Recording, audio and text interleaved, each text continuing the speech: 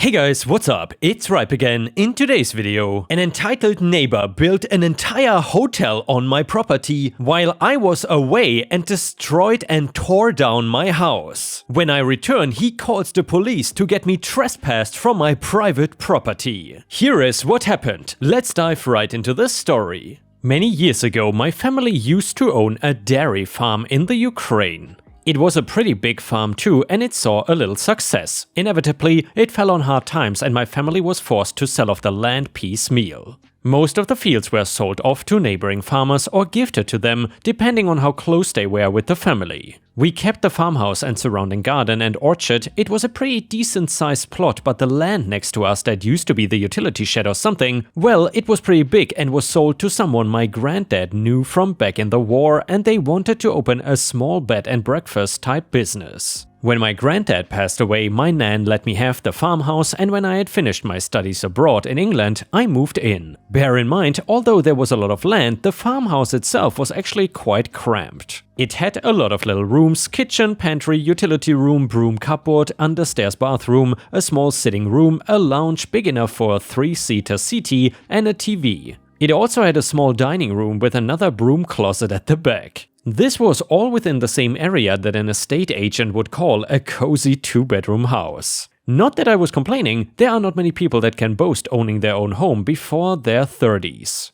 I had already made plans to expand and merge a lot of the rooms for when I get my business off the ground. That being said, I had not moved into the farmhouse for long when the neighbor next door came knocking. He introduced himself and kept making statements about thinking the lot was empty and he was wishing to buy it up so that he could expand the B&B into a proper hotel. Now, this is not the same guy that my granddad had sold the land to. This was someone else who brought the B&B from the original owners. My guess was that he was planning on expanding back then. It turns out though that he worked for the same records office in the government building in town. He had been prying into the property deeds to see who owned the farmhouse. I felt violated a little bit, as if this guy had just trespassed onto my life. I think now that I should have complained to his superior saying that my neighbor was abusing his position, but I did not think much of it at the time, just another guy being nosy, right?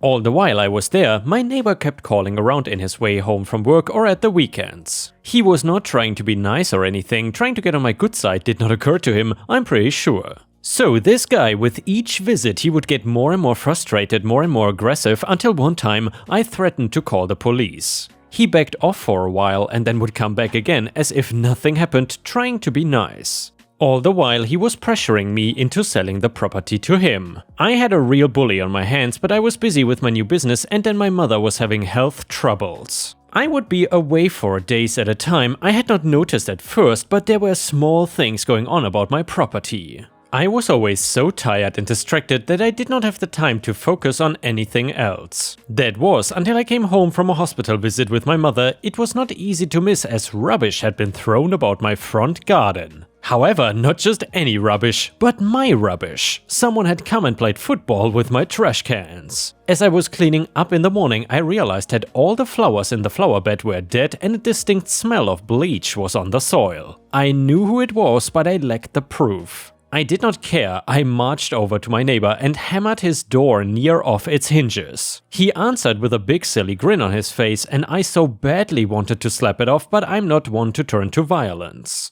I confronted him about what I knew he had done, and no surprise, he denies it. I don't know what I was hoping to achieve. It's not like he would have said yes and escorted himself down to the police. However, telling him off certainly made me feel better. It did nothing to deter my neighbor though, and each time I came home, there would be something else. I noticed the latch on the shed had been broken off and the tires of my bike were slashed. I could not believe the cheek of it and I called the police right away. After an hour of talking though, nothing came of it because there was not enough proof. They warned my neighbor to stay away from me and that was that. Except that was not that, and he went on to cut down a lot of the branches of the remaining few apple trees in the back orchard, so much so that the trees died.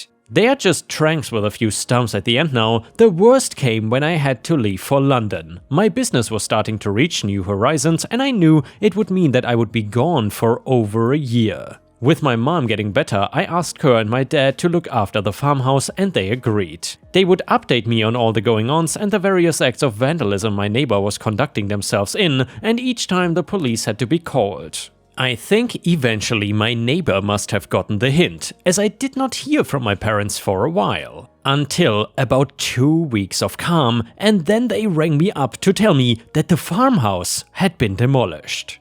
I took a leave of absence and rushed back to the Ukraine, where I saw my property had been turned into a construction site. The gardens had been churned up and the house itself was reduced to a small pile of bricks in the corner. It looked like the foundations had already been laid. I pretty much kicked in my neighbor's door, whose own home was now literally a construction site on my personal land, since it was being prepared to be incorporated into his new hotel. I wanted to kill this dude so badly, or bloody him at the very least. When I came up to him, he ended up calling the cops, and he probably called them when he noticed me storming up the path, but they got there before any real damage was done. I still gave him a black eye though. The police believed this douchebag and I got trespassed off my own property. Once I had cooled off, I took the appropriate path and hired a lawyer whose investigations led to the title deed of the property, which was now in my neighbor's name. I could not believe my eyes. I felt sick because I knew that in the court of law this would be all the evidence a judge would need to know that my property was now my neighbor's property.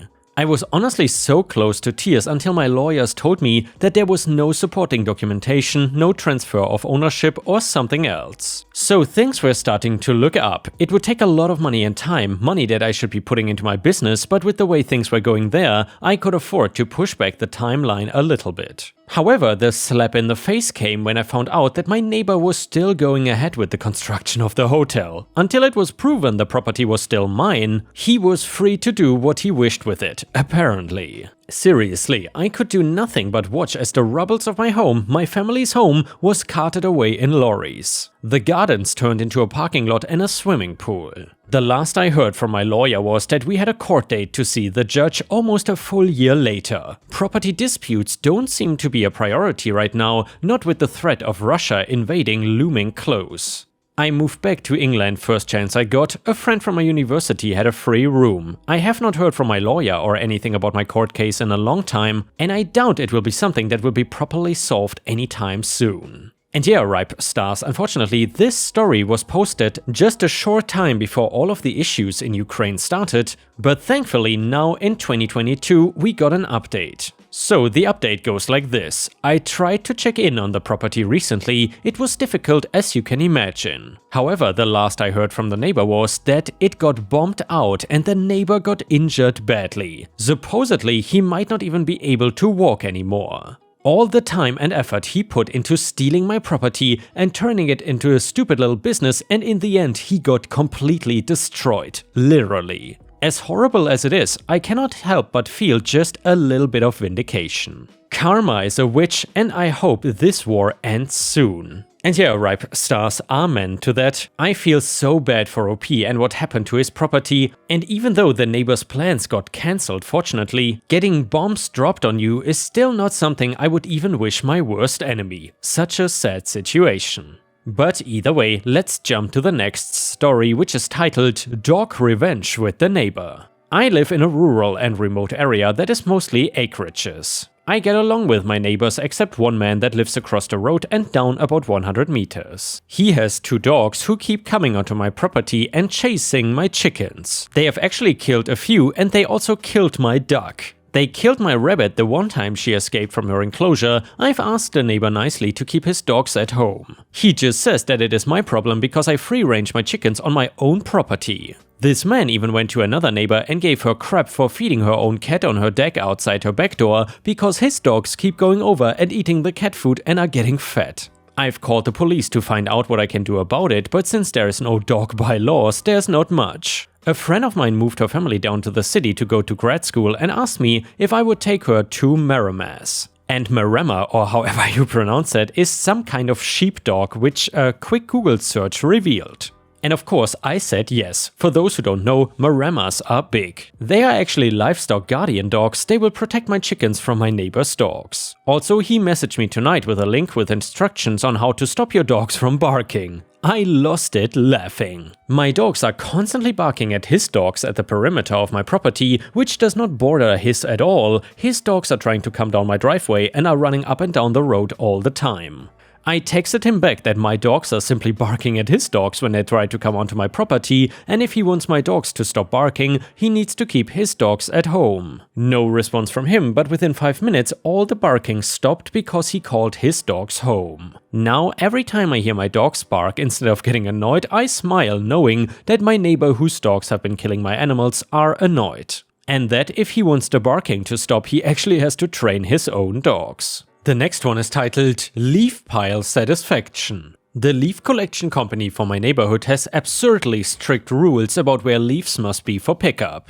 I live at the end of a cul-de-sac, so my curb is curved and pretty short, about 9 meters long. My property is wedge-shaped, so my backyard is quite long, about 60 meters, and has 40 to 50 oak trees. I also have 2 sugar maples in my front yard. So obviously there are leaves, lots of leaves. Pickup rules state leaves must be within 5 foot of the curb but on the road. They must also be at least 15 foot from a mailbox. Because subscriptions for leaf pickup are by individual homeowners, neighbors are not allowed to combine leaves and cannot buy a group subscription. Subscribers must only put their leaves from the current year out for pickup.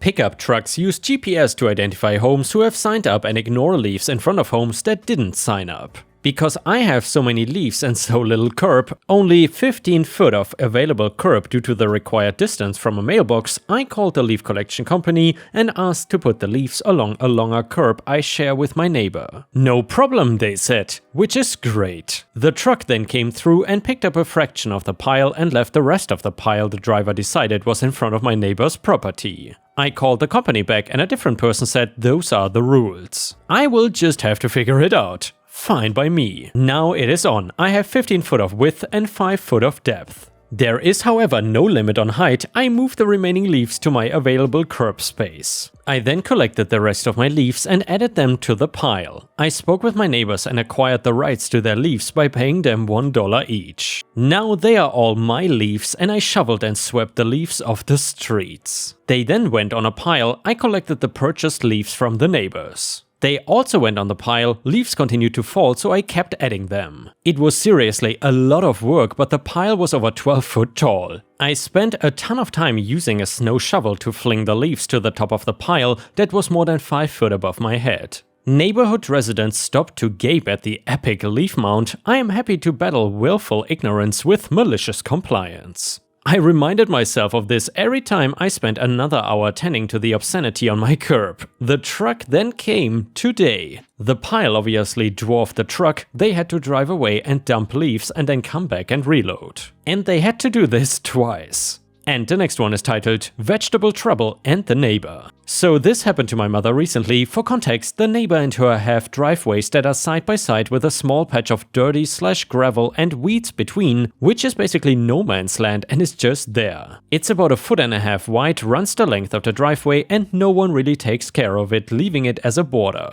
My mom also has plenty of tomatoes growing in the backyard, including cherry tomatoes that are a favorite of crows stealing and other birds. Now, this spot was a favorite for birds to drop the tomatoes or pick them apart because there were no dogs there while they were in the backyard or main yards. Or at least that's how my mom tells it. Eventually, the seeds sprout and there are small tomato plants starting to grow. Noticing them, my mom begins to water them regularly as she waters her front yard plants, as she has to walk by them with the hose anyways. This leads to cherry tomato plants sprouting and becoming incredibly fruitful between the driveways. After a while they were disappearing and my mom figured it was a combination of the birds and the wife of the neighbor couple because she was home all day. My mom did not care because these were just chance tomatoes. She had plenty in the backyard garden and it was just nice to have something more than dirt and gravel between the driveways. All was dandy until my mom went to grab a few to snack on while working in the front yard and the woman next door confronted her. She told my mom those were not her tomatoes and she needed to leave them alone. The neighbor woman continued that the patch of dirt and gravel was on her property, not my mother's, though our water meter was in it, and ultimately it was likely a 50-50 split if you even cared to look. Which, when it was just nothing, no one cared to. So rather than argue with her, my mom said it was fine and she left them alone. A few weeks later they had started to dry up and die without the frequent watering from my mom, eventually ending in the dirt and gravel patch becoming just that again. The next one is titled Revenge on Bridezilla, aka Killing with Kindness. Background: when I got together with my husband, he had a female friend who was basically the queen of one of his friend groups. I was never really close to her, but I liked her well enough even though we were very different. She is more girly, I am more tomboy. Fast forward 6 years and she and her longtime BF are getting married. Another thing you should know is that none of us are super rich. In fact, the lovebirds are just a tad bit on the ghetto side. Bridezilla's mom, however, thinks her baby walks on water and they plan a classy wedding. Confusing classy with expensive. Thus begins the horror of this year plus engagement, or as I like to call it, the money grab. These people have been living together for going on 7 years, but they are going for the full white wedding. By full I mean 2 engagement parties, one with an addendum that no gifts are to be purchased, instead we should bring cash for the money tree, 2 bridal showers including another money tree, and an out-of-town bachelorette party. In addition, a bridesmaid's tea at a fancy tea shop where the bridesmaids paid as a gift to the MOTB.